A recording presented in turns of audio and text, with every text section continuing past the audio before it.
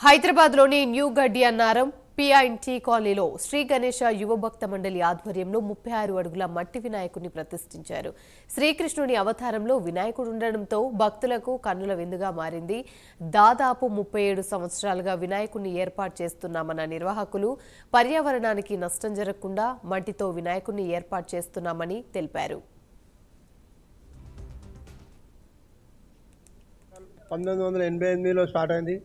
అప్పటి నుంచి కూడా ఇప్పటి వరకు 37వ సంవత్సరం నుంచి కలిసికట్టుగా మిత్రులం అందరం కలిసి ఆ రోజు నుంచి ఈ రోజు వరకు కూడా ఐక్యంగా ఉంటూ ముందుకు తీసుకెళ్తున్నాం. ఈ దిల్సుఖ్ నగర్ పరిసర ప్రాంతాల్లో ఈకో ఫ్రెండ్లీ గణేశుడు హైదరాబాద్ జిల్లాలో తెలంగాణలో ఇంత పెద్ద ఈకో ఫ్రెండ్లీ గణేశుడు అని మేము అనుకుంటున్నాం. స్థానికంగా చాలామంది నాయకులు కూడా ఇక్కడ వచ్చిపోయిన వాళ్ళకు కూడా జాలక తిరుమలరావు గారు డీజీపీ అయ్యారు. రేవంత్ రెడ్డి గారు కూడా ఎంపీ ఉన్నప్పుడు ఇక్కడ వచ్చారు. ఆయన సీఎం అయ్యిండు. సుధీరణ కూడా కార్పొరేటర్ ఉన్నప్పటి నుంచి వస్తాడు. ఆయన కూడా చైర్మన్ అయ్యిండు, ఎమ్మెల్యే అయ్యిండు. పవర్ ఉందని అందరు భావిస్తూ తండాలకు వస్తారు.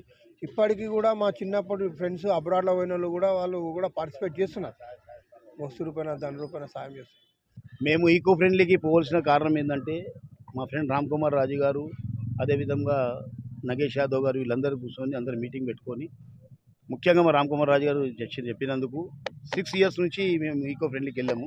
రాబోయే తరానికి ఎట్లాంటి హానికరం జరగొద్దు అని చెప్పేసి అని. ఇప్పుడు ఎందుకంటే ఇప్పుడు మన సరున్నారు చూసుకున్నా, టైం కూడా చూసుకున్నా, ఏది చూసుకున్నా సెప్టిక్ ట్యాంక్ అంటే అధ్వానం అయిపోయింది.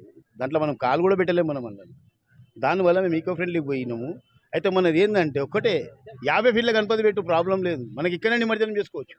బ్రహ్మాండంగా అతి బ్రహ్మాండంగా అవుతుంది. మేము నిమజ్జనం చేసి చూడండి ఎంత బ్రహ్మాండంగా ఉంటుందో.